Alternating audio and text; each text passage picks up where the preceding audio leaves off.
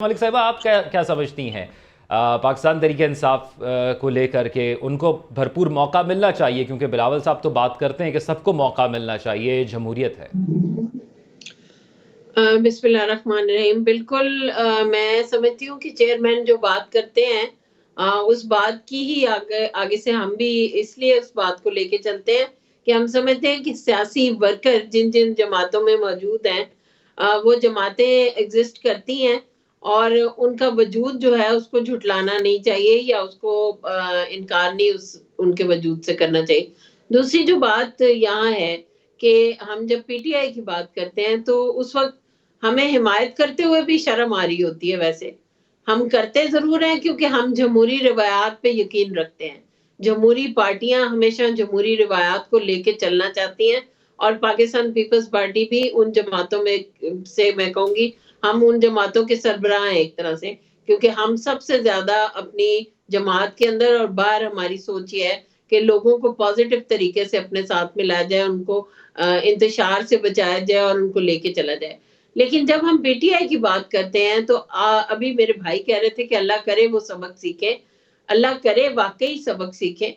लेकिन मैं नहीं समझती कि अगर इमरान खान दोबारा पीटीआई की सरबराह बनते हैं तो पीटीआई को किस हद तक वो ठीक लेके चलते हैं। इमरान खान की जो सोच है वो कभी भी ठीक नहीं हो सकती।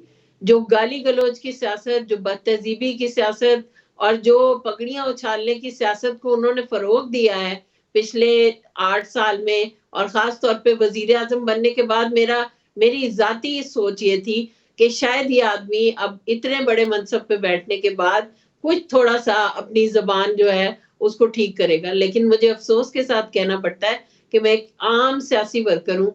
मैं हैरान रही, मेरे अपने घर में मेरे बच्चे इतने बाशऊर हैं कि वो हैरत में थे कि ये इतना बड़ा अपने आप को लीडर कहता है लेकिन इसकी जबान क्या है।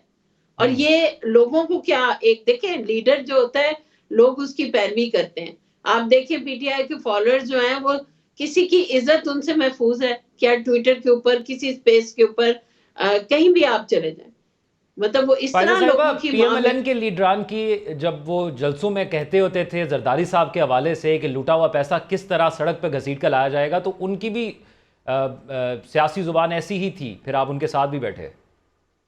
तो उनकी सियासी जबान ऐसी थी तो उन्होंने ये अहद किया है, उन्होंने अपने आप को बदला है ना। अगर पीटीआई भी अपने आप ये को ये जो अहद करके आती है तो फिर देखिए, आप एक पेज पर बैठने के अगर लिए हम रेडी हैं। माजी में जाएंगे ना तो माजी में तो जो पीएमएलएन है, पीएमएलएन ने तो जो कुछ किया है, ये जो आज नैब की बात करते हैं, ये नैब उन्हीं का बनाया हुआ है।